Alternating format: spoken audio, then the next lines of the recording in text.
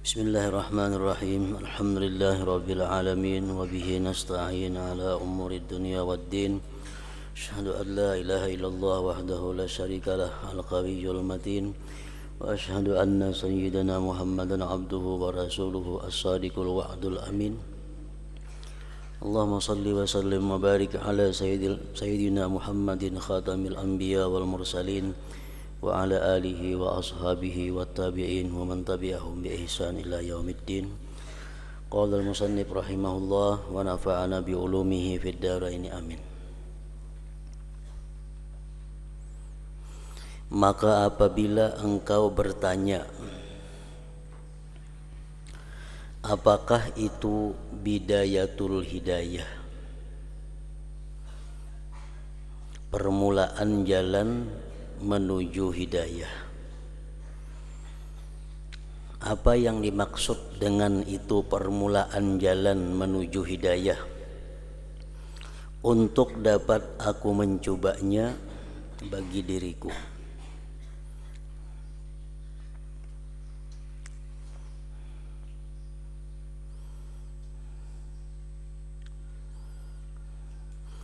Maka ketahuilah bahwa permulaan jalan hidayah itu ialah takwa yang zahir.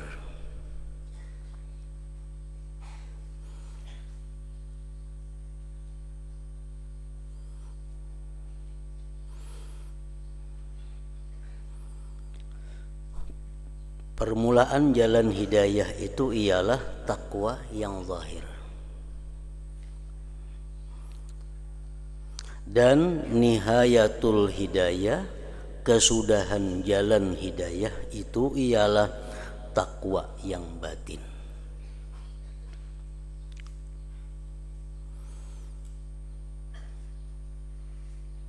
Dan surga itu tidak akan dicapai kecuali dengan takwa.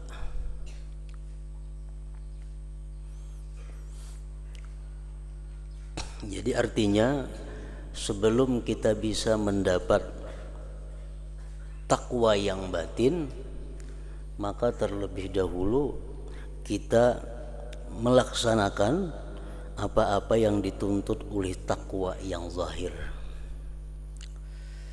Takwa yang zahir seperti melaksanakan apa-apa yang diwajibkan Allah kepada anggota tubuh kita, menjauhi apa-apa yang dilarang Allah terhadap anggota tubuh zahir kita.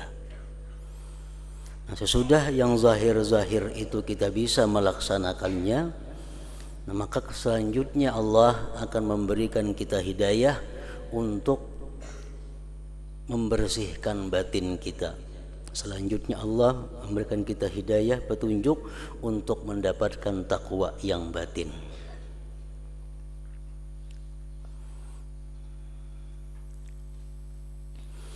Jadi para ulama membagi takwa itu ada 3 macam bagian takwa. Yang mana 1, 2, dan 3 itu merupakan perjalanan takwa. Yang pertama disebut adalah takwal awam, takwanya orang awam. Takwa orang awam ini adalah takwa syirki, takwa daripada syirik. Itu tangga yang pertama. Tangga yang pertama adalah menjauhi sesuatu yang sifatnya menyekutukan Allah Subhanahu wa taala. Nah, kemudian sesudah itu berjalan, lalu kita naik kepada takwa khusus. Takwa khusus. Takwa khusus ini adalah imtitsalul awamir wajtinabun nawahi. Artinya menjunjung perintah Allah dan menjauhi apa-apa yang dilarang oleh Allah. Nah, inilah yang dimaksud dengan takwa yang zahir. Apabila sudah kita mampu untuk menjalankan takwa yang khawas ini, takwa yang khusus ini, menjauhi yang dilarang Allah, melaksanakan yang diperintah Allah sudah bisa dilakukan, baru kita akan bisa naik kepada takwa khawasul khawas. Takwa khawasul khawas itu ialah tarku ma yashghalu an dzikrillah, meninggalkan sesuatu yang menyibukkan engkau daripada mengingat Allah. Nah, inilah merupakan nihayatul hidayah, puncak daripada hidayah Allah Subhanahu wa taala.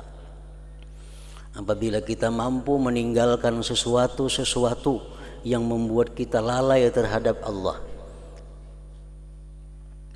berarti kita sudah dapat puncak hidayah dari Allah Subhanahu wa taala.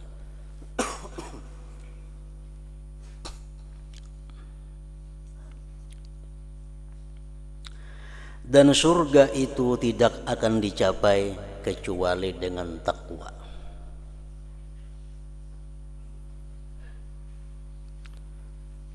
Tidak ada jalan lain untuk menuju surga, hanya takwa. Sebab dengan takwa itulah kita akan mendapat rahmat Allah Subhanahu wa taala.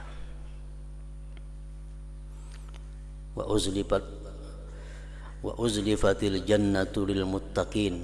Firman Allah mengatakan, disediakan surga itu untuk orang-orang yang takwa.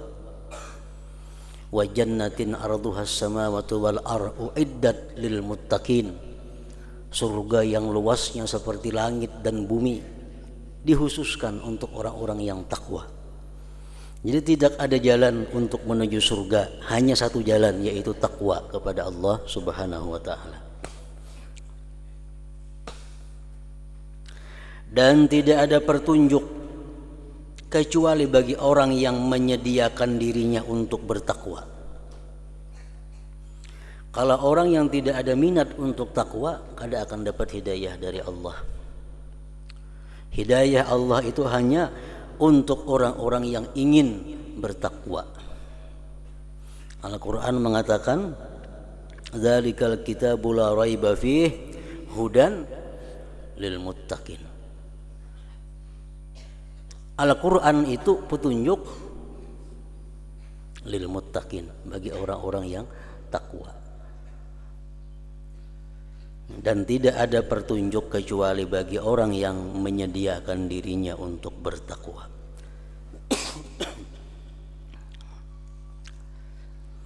Dan takwa itu terbahagi dua, artinya dua rukun takwa. Pertama, menjunjung segala perintah Allah Ta'ala, melaksanakan ketaatan.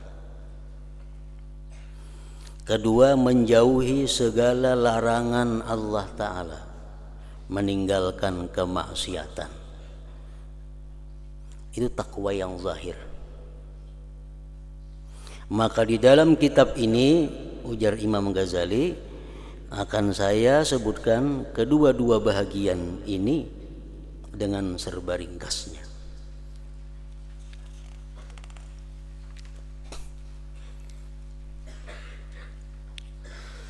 Bahagian pertama, adab-adab melaksanakan ketaatan. Ketahuilah olehmu bahwasanya perintah Allah itu ada yang fardu, wajib, dan ada yang sunat. Itu perintah Allah. Sebagaimana larangan Allah pun ada dua. Pertama haram, kedua makruh. Makruh itu jangan dikatakan boleh. Makruh bagian daripada larangan Allah. Larangan itu ada yang kuat, ngarannya haram. Ada larangan itu yang tidak kuat, ngarannya makruh. Larangan mencakup haram dan makruh. Sebagaimana perintah pun yang kuat disebut adalah fardu atau wajib. Perintah yang tidak kuat itu ngarannya adalah sunat. Nah, jadi hukum ada tiga sebenarnya. Perintah, larangan, yang ketiga ibahah, boleh. Perintah wajib lawan sunat, larangan haram dan makruh, yang kelima boleh.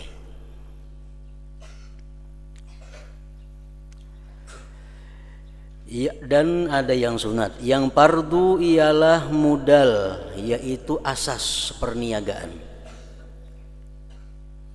Yang fardu itu modal. Dan dengan modal ini kita akan selamat. Sedangkan yang sunat itu ialah keuntungan. Dan dengan keuntungan ini kita akan mendapat beberapa derajat kelebihan. Dengan kita melaksanakan yang fardu, menjauhi yang diharamkan, sudah selamat. Walaupun kita kadang melaksanakan yang sunat-sunatnya, sudah selamat.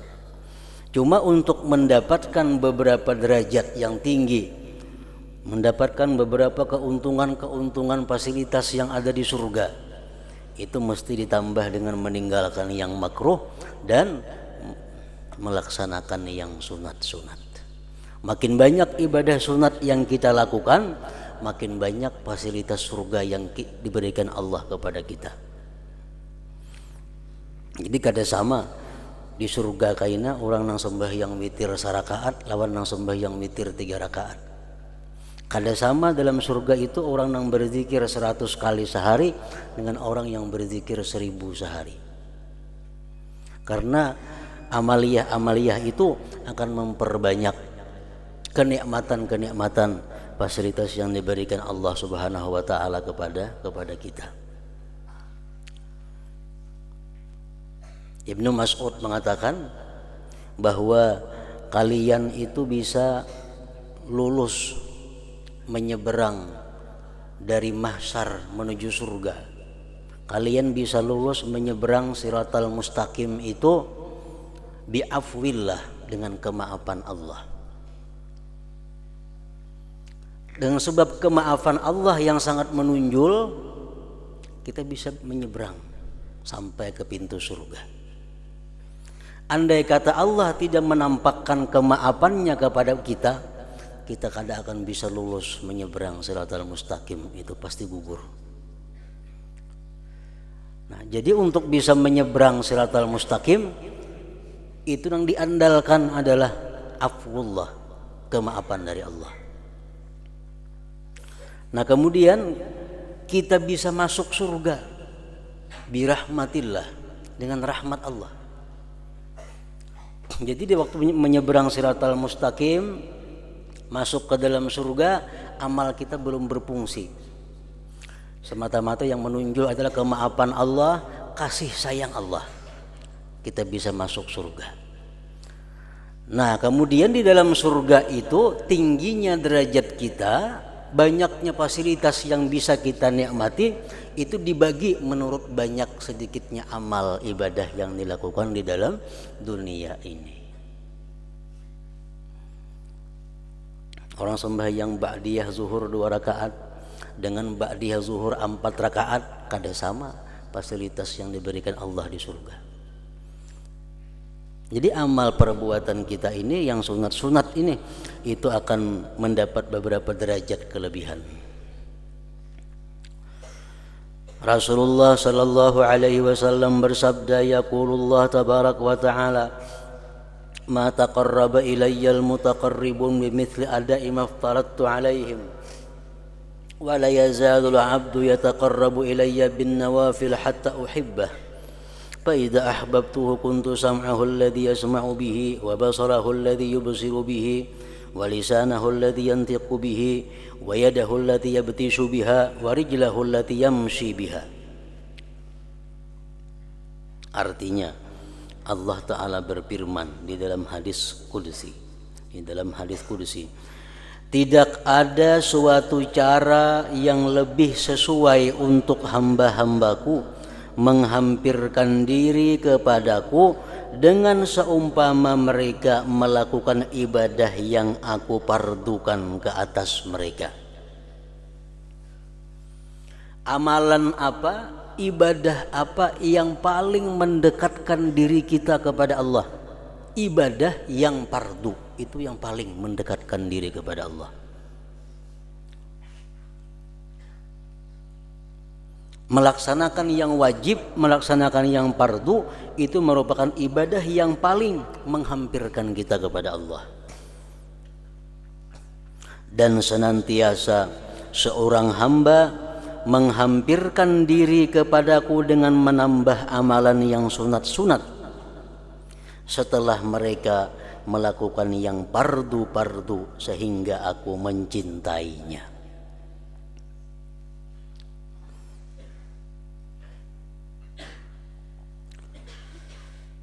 Di amalan fardu dahulu diselesaikan untuk mendekatkan diri kepada Allah, amalan fardu. Untuk mendapat cinta Allah, amalan-amalan sunat. Tetapi amalan sunat itu bisa berlaku, bisa bernilai kalau sudah selesai melaksanakan yang fardu. Jadi mendahulukan yang fardu daripada yang sunat itu hukumnya bisa wajib, bisa sunat.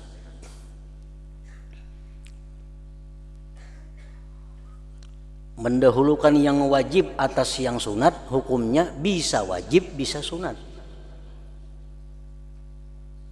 Contoh yang wajib, kita sengaja kada sembahyang sehingga keluar waktunya, keluar waktu sembahyang. Kita sengaja kada sembahyang zuhur karena sibuk, padahal mendengar aja orang azan, jam tahu aja, karena kesibukan pekerjaan bang asar.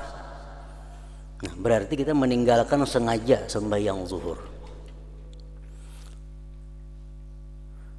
Kita kada boleh mengerjakan sembahyang sunat sebelum mengqada zuhur.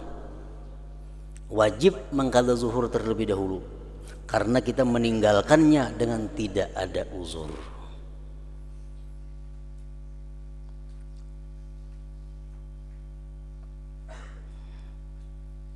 Orang sengaja kada puasa di bulan Ramadan, sengaja kada puasa. Begitu habis Idul Fitri, dia wajib bersegera mengqada puasa itu. Jangan hendak puasaan lama. Kenapa? Karena ada hutang yang wajib, ada hutang yang sengaja yang belum dibayar. Ini contoh yang wajib mendahulukan sunnah. Ada duit 10.000 rupiah, duit 10.000 rupiah. Hari ini sampai bayar hutang lawan orang 10.000 rupiah. Duit lain kada ada diisi lagi. Ini pembacang dibayarkan 10.000, maka hari ini jatuh tempo hutang janji hari ini. Nah, dia wajib menggunakan duit 10.000 itu untuk membayar hutang. Jangan hendak bersedekah, jangan hendak berwakaf. Kenapa? Karena hari ini duit 10.000 itu satu-satunya duit yang bisa dibayarkan ke hutang yang pada hari ini hutang itu jatuh tempo. Nah, itu hal-hal yang wajib didahulukan daripada yang sunat. Ada lagi hal-hal yang hanya sunat mendahulukan wajib atas yang sunat. Sunat mendahulukan yang wajib atas yang sunat. Contohnya, kita kelupaan atau taguringan sehingga kelewatan waktu sembahyang. Guring jam setengah 12, bangun pukul 4. Berarti zuhur taguringan, kada tahu, kada mendengar apa-apa. Nah, dalam keadaan seperti itu dia sunat mendahulukan mengqadha zuhur daripada sembahyang sunat. Sunat mendahulukan mengqadha. Kenapa kada wajib? Karena dia ketinggalan zuhurnya itu kada sengaja. Nah, sama perempuan-perempuan yang haid, perempuan-perempuan yang nifas, kada puasa bulan Ramadan. Sesudah Idul Fitri dia sunat menyegerakan mengqadha puasa itu daripada melaksanakan puasa sunat. Lebih baik mengqadha itu daripada puasa sunat. Tapi kada wajib karena ketinggalan puasanya disebabkan uzur, bukan kesengajaan. duit 10.000 rupiah, Jumat akan datang sampai timpu bayar hutang 10.000. Hari ini belum sampai lagi timpunya. Nah, boleh aja mensedekahkan 10.000. Kenapa? Karena hutang belum sampai timpunya. Nah, jadi di sini tadi bahwa ibadah fardu, ibadah wajib itu sesuatu yang paling mendekatkan diri kepada Allah. Dan senantiasa seseorang hamba menghampirkan diri kepadaku dengan menambah amalan yang sunat-sunat setelah mereka melakukan yang fardu-fardu, sehingga aku mencintainya. Maka apabila aku telah mencintainya, ujar Tuhan nih dalam hadis kudusi, bila mana aku telah mencintainya seorang hamba, maka akulah pendengaran yang ia mendengar dengannya, dan akulah penglihatan yang ia melihat dengannya, dan akulah lidahnya yang ia bercakap dengannya, dan akulah tangannya yang ia menyentuh dengannya, dan akulah kakinya yang ia berjalan dengannya. Kalau orang itu sudah dicintai oleh Allah, pandangannya orang tersebut adalah pandangan Allah. Artinya apa? Ada dua tafsir. Yang pertama menjelaskan artinya Allah selalu memelihara pandangannya daripada yang diharamkan. Kalau orang sudah dicintai Allah, ujar Tuhan, akulah lidahnya yang bercakap dengannya. Orang yang dicintai Allah setiap kali berkata adalah kata-kata Allah. Artinya dia terhindar daripada berkata-kata yang tidak disukai Allah. Dia dipelihara Allah berkata-kata yang tidak disenangi Allah. Kalau orang sudah dicintai Allah, tangannya pun dipelihara Allah daripada menjangkau, menjamah, menyentuh yang dilarang Allah. Orang yang dicintai Allah itu adalah orang yang dipelihara Allah kakinya daripada berjalan kepada hal-hal yang dibenci, dilarang oleh Allah Subhanahu wa taala. Walhasil bila mana orang itu sudah dicintai oleh Allah, seluruh anggota tubuhnya dijaga Allah daripada hal-hal yang sifatnya maksiat yang diharamkan Allah. Seperti Bishrul Hafi, salah seorang aulia Allah, orang yang diyakini sebagai kekasihnya Allah. Bishrul Hafi ini beliau tidak akan bisa menjangkau makanan yang tidak halal. Diserungi makanan tuh kada halal, tangan sidin takang, kada ko begarak. Kalau nang pacang dijangkau ini sesuatu nang kada halal. Kenapa? Tangan sidin dipelihara oleh Allah untuk menjamah, apalagi memakan sesuatu yang tidak halal. Otomatis di tengah orang undangan kah, di rumah kah, di mana kah, bila makanan itu ada kada halal, tangan sidin mati, kada ko begarak. Nah, bila makanannya halal, kada jadi masalah. Itu Bishrul Hafi. Ada lagi Haris Al-Muhasibi, la yadkhulu batnahu haramun aw syubhatun. Tidak masuk ke dalam perut sidin sesuatu yang haram atau syubhat. Ini lebih rendah daripada Bishrul Hafi. Kalau Bishrul Hafi tangannya sudah kada kau menjangkau. Kalau Haris Muhasibi ini rakungannya kada kau menaguk. Begitu nang dimakan nih haram, muntah sendirinya. Begitu dimakan nang syubhat, muntah sendirinya. Nah, dipelihara oleh Allah Subhanahu wa taala.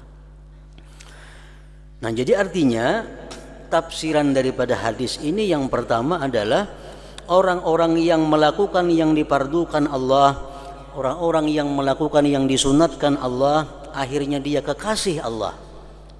Akhirnya jadi kekasih Allah. Allah pelihara tubuhnya daripada perbuatan-perbuatan yang maksiat. Nah, ada lagi tafsir yang kedua daripada hadis itu adalah orang-orang yang melaksanakan keparduan, orang-orang yang menunaikan yang sunat-sunat, akhirnya dia kekasih Allah. Akhirnya orang tersebut jadi kekasih Allah. Nah, bila orang sudah jadi kekasih Allah, apapun yang dilakukannya diampuni oleh Allah. Matanya memandang nang haram, diampuni Allah. Tangannya menjamah nang haram, diampuni Allah. Kakinya melangkah kepada nang haram, diampuni Allah. Kenapa? Karena ini sudah jadi kekasih Allah Subhanahu wa ta'ala. Ada satu ungkapan yang mengatakan idza ahabballahu abdan qala lahu if'al ma syi'ta qad ghafartu lak. Idza ahabballahu abdan, apabila Allah sudah mencintai seorang hamba. Allah sudah mencintai seorang hamba. Kenapa dicintai Allah seorang hamba ini? Karena dia konsekuen melakukan yang diwajibkan Allah. Dia meninggalkan yang dilarang Allah. Dia melaksanakan yang disunatkan Allah. Akhirnya dia dicintai oleh Allah. Nah, kalau Allah sudah cinta kepada orang ini, ujar Tuhan, ya abdi, ya habibi, hai kekasihku, if'al ma syi'ta, perbuat apa yang kau mau, qad ghafartu lak, engkau sudah kuampuni. Nah, jadi matanya memandang kepada yang haram, dimaafkan Allah. Kakinya melangkah kepada yang haram, dimaafkan Allah. Kenapa? Karena dia sudah dalam kekasih Allah Subhanahu wa ta'ala. Dan engkau wahai penuntut tidak dapat melaksanakan segala perintah Allah Ta'ala kecuali dengan menguasai hati dan seluruh anggotamu pada sekalian masa dan napasmu, bermula daripada pagi sampai ke petang, sampai kemarian.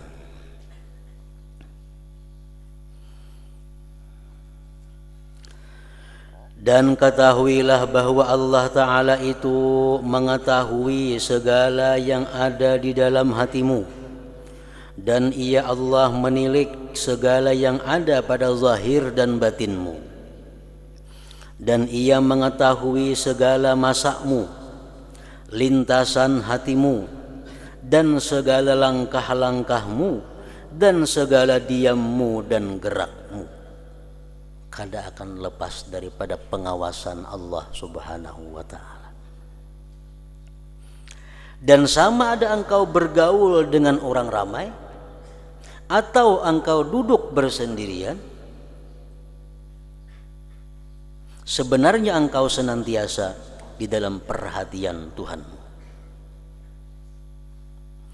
Maka tidak diam sesuatu yang diam di alam mulki, alam yang nampak oleh manusia, dan alam malakut, alam yang tidak nampak oleh manusia, dan tidak bergerak segala yang bergerak kecuali Tuhan yang menguasai sekalian langit dan bumi itu melihat dan mengetahui akan Dia. Tidak ada satupun makhluk sekecil apapun yang lepas daripada pandangan Allah Subhanahu wa ta'ala.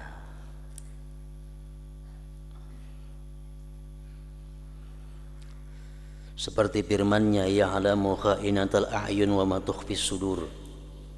Artinya, ya Allah mengetahui pandangan mata yang khianat. Kita nih bisi mata kalau kita menyirit sedikit, satu umat kita menyirit, Allah mengetahui.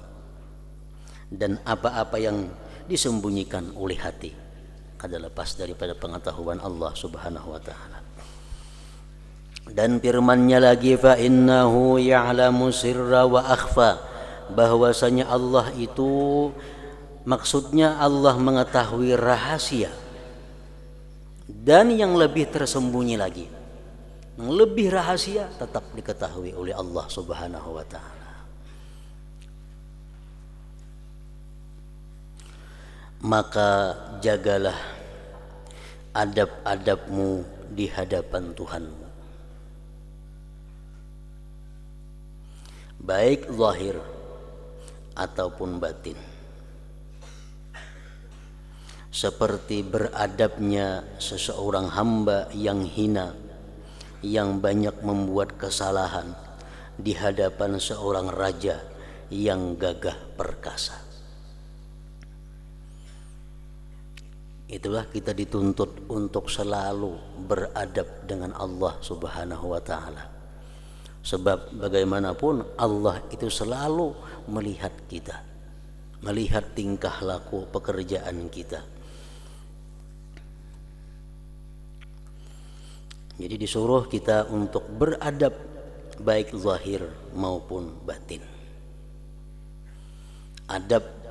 Adab itu artinya isti'malu ma yuhmadu qaulan wa fi'la. Isti'malu ma yuhmadu qaulan wa fi'la. Mempergunakan sesuatu yang terpuji, baik itu perkataan atau perbuatan. Itu ngarannya adab.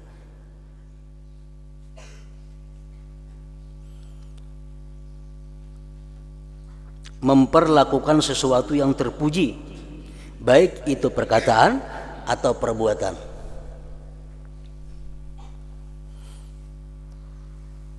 Nah, mana yang paling terpuji, itulah disebut yang paling beradab. Umpamanya kita membaca Quran, duduk. Ada macam-macam duduk, jenis duduk macam-macam. Duduk mana yang paling dipuji? Bila kita kawa melakukan, berarti kita paling beradab. Paling beradab. Duduk ada basila, ada bahunjur, ada baangkat batis sebalah, ada sila panggung, ada macam-macam duduk. Duduk tahiyat awal, duduk tasahud akhir. Duduk apa yang paling terpuji? Bila kita melakukan, berarti kita beradab duduknya.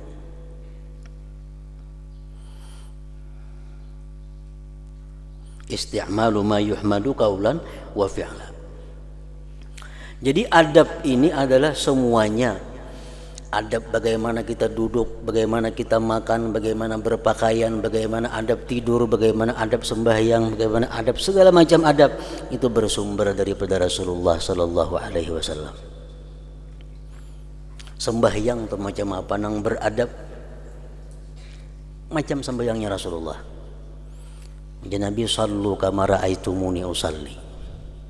Lihat sembahyanglah kamu sebagaimana aku sembahyang. Sembahyanglah kamu sebagaimana kau lihat aku sembahyang. Karena cara sembahyang Nabi itulah yang paling baik adabnya. Macam apa guring yang paling baik? Macam guringnya Rasulullah itu guring paling beradab. Macam apa makan yang paling beradab? Macam makannya Rasulullah makan yang paling beradab. Jadi sumber adab daripada Rasulullah sallallahu alaihi wasallam. Karena beliau bersabda, "Adabani Rabbi fa ahsana ta'dibi." Ujar Nabi kita, mendidik akan daku oleh Tuhanku, melajari adab Tuhan kepadaku, maka dia baguskan mendidik adab terhadapku.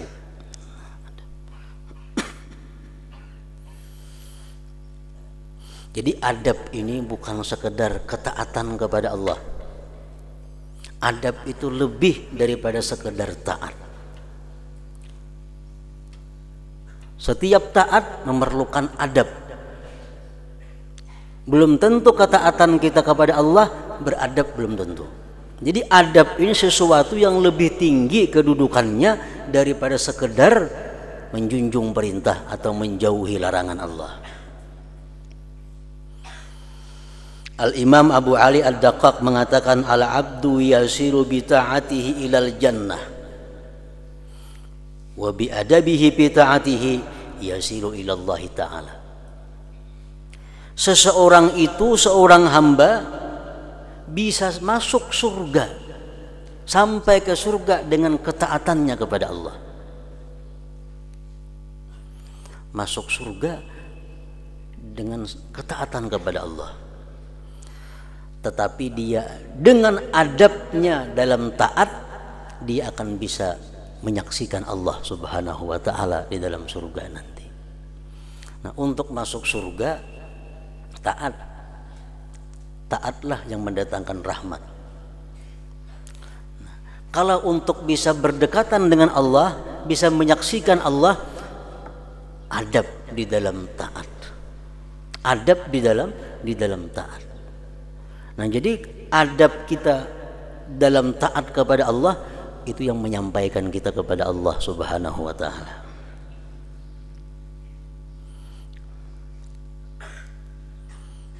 sembahyang umpamanya selawar culuk pusat sampai dintuh tertutup sah aja kok sah sembahyangnya taat ngarannya. Baju ada ya, gamis ada, baju putih ada, banyak kulir selawar culuk Allahu Akbar berkopiah ada. Nah ini orang melakukan taat kepada Allah, tapi cara taatnya kurang ajar. Cara taatnya kada beradab kepada Allah. Jangankan menghadap Allah, menghadapi guru aja kada waninya selawar culuk. Nah menghadapi Allah berani selawar culuk. Nah ini contoh orang yang taat tapi kada beradab. Orang i'tikaf di masjid baik i'tikaf, tapi batis behunjur ampah ke kiblat. Taat tapi kada beradab.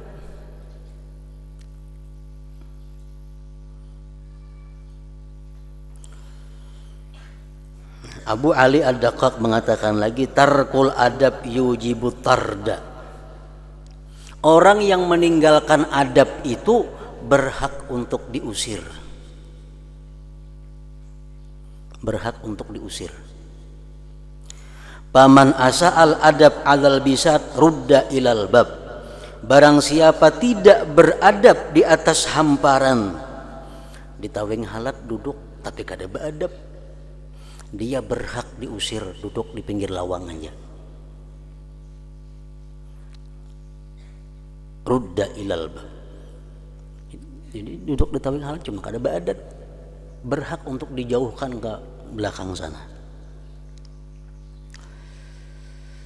Wa man asa'al adab alal bab, orang nang duduk di muhar lawang kada beadab juga.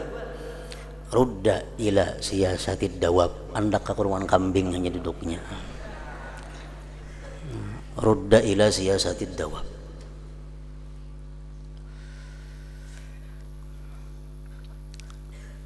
Itulah adab. Al-Imam Al-Basri mengatakan, at-tauhid yujibul iman. Tauhid itu mewajibkan keimanan.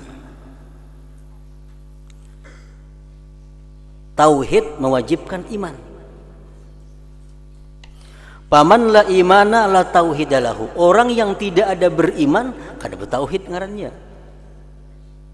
Orang nang kada beriman berarti kada bertauhid. Wal iman yujibu syariah. Iman itu menuntut syariat. Bila orang beriman pasti bersyariat. Karena dia percaya dengan Allah. Allah menyuruh sembahyang, percaya. Allah nyuruh puasa, percaya. Allah nyuruh naik haji, percaya. Allah nyuruh berzakat, percaya. Kepercayaannya itu iman tadi menuntut syariat. Jadi orang beriman pasti orang bersyariat. Paman la syari'atalah fala imana lahu wala tauhid. Orang yang tidak bersyariat, sembahyang kada, puasa kada, itu tidak ada iman dan tidak ada tauhid. Paman la syari'ata, orang yang tidak ada syariat, fala imana wala tauhid, tidak ada iman baginya wala tauhid. Wasyariat tujibul adab. Sedangkan syariat itu menuntut adab. Nah, syariat itu menuntut adab. Paman la adabalahu, orang yang tidak ada adab itu fala imana lahu wala tauhida wala syariata. Orang yang tidak beradab berarti kada punya iman, kada punya tauhid dan kada punya syariat. Nah, jadi paling tinggi kedudukan itu adalah adab. Kenapa? Karena segala sesuatu itu bukan hanya perlu ilmu, tetapi perlu terhadap adab. Orang berusaha supaya dapat harta yang halal diperlukan adab, diperlukan ilmu. Orang berusaha supaya dapat yang halal diperlukan ilmu. Tapi kalau orang berusaha ini hendak dapat berkah sekaligus halal, diperlukan ilmu dan adab. Kedua-duanya perlu.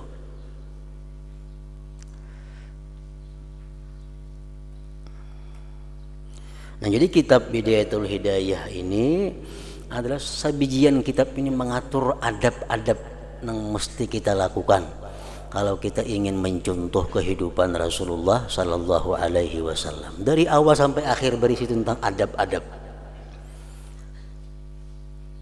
Adab tuh kayaknya ada terbagi tiga. Ada adab yang minimal, ada adab yang sedang, ada adab yang maksimal. Ini artinya kita jangan sampai keluar daripada adab yang minimal itu, walaupun kadang-kadang sampai kepada adab yang maksimal. Dan bersungguh-sungguhlah engkau menjalani adab sehingga Tuhanmu tidak melihat engkau di tempat yang Ia larang, dan jangan sampai engkau tidak ada di tempat yang dikehendakinya kehadiranmu. Jadi adab termasuk itu.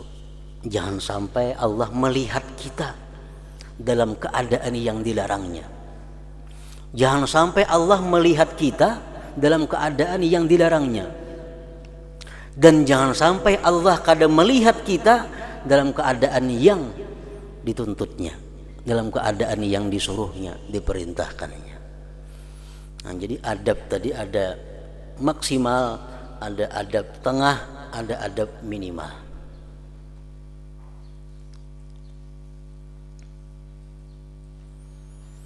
Contohnya macam kita belajar, kita beribadah itu cara duduk adabnya yang maksimal itu adalah bertarimpuh, macam tasyahud awal. Ini adab yang paling baik, yang paling disukai oleh Rasulullah Sallallahu Alaihi Wasallam. Duduk macam tasyahud awal itu duduk yang paling maksimal adabnya. Bahkan di zaman dahulu ada para ulama-ulama, para aulia-aulia, kalau muridnya bersilah ada mau melajari, harus duduknya macam tasyahud awal. Ini paling hebat. Beribadah kita malam, kamu baca Quran, kamu zikir, duduk seperti ini, duduk paling beradab.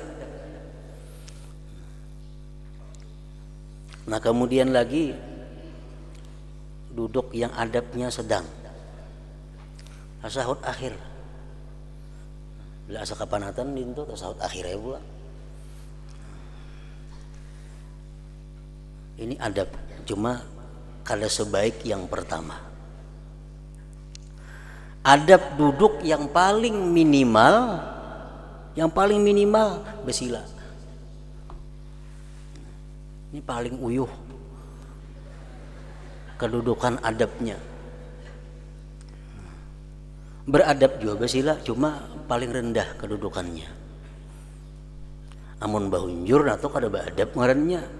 Baamal, baunjur, basandar, berarti sebab angka kayak apa kan, nah itu kada beadab. Nah, paling minimal adab itu duduk bersila. Jadi semuaan pekerjaan, perbuatan mesti beradab, dan kita mesti mencari tahu mana adab yang paling tinggi, mana adab yang tengah, mana adab yang paling sedikit, yang paling minimal.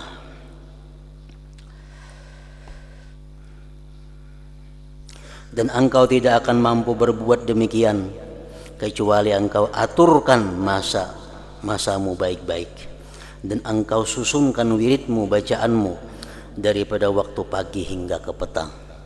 Maka dengarlah baik-baik, karena aku akan menyebutkan segala yang disuruh oleh Tuhanmu, bermula daripada engkau bangun tidur di waktu pagi sampai engkau kembali semula ke tempat tidurmu pada hari yang berikutnya. Jadi segala aktivitas kita seharian, mulai bangun guring sampai kena guring berikutnya, dijelaskan Sayyidin kayak apa cara aturan yang paling baik, adab-adabnya itu. Nah, pertama adab-adab bangun daripada tidur. Bangun guring, apa yang mesti kita lakukan supaya kita mencontoh dengan Rasulullah sallallahu alaihi wasallam tadi. Hadratin Nabi sallallahu alaihi wasallam. Al-Fatihah.